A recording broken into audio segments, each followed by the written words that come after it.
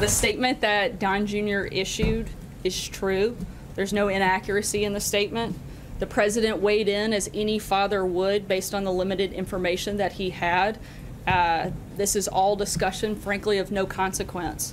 There was no follow-up. It was disclosed to the proper parties, which is how the New York Times found out about it to begin with.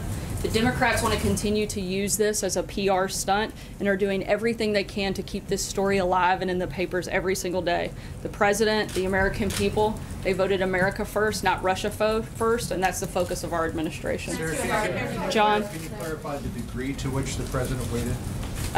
He certainly didn't dictate, but, you know, like I said, he weighed in, offered suggestion like any father would do.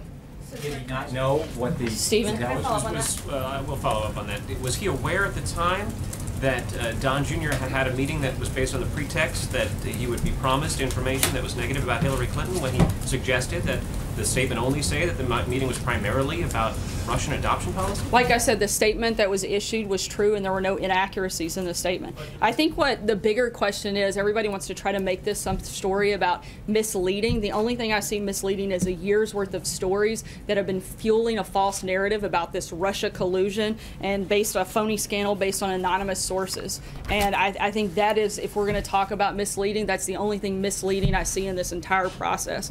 You guys are focused on a meeting that Don Jr. had no consequence when the Democrats actually colluded with a foreign government like Ukraine. The Democrat-linked firm Fusion GPS actually took money from the Russian government while it created the phony dossier that's been the basis for all of the Russia scandal fake news. And if you want to talk further about a relationship with Russia, look no further than the Clintons, as we've said time and time again.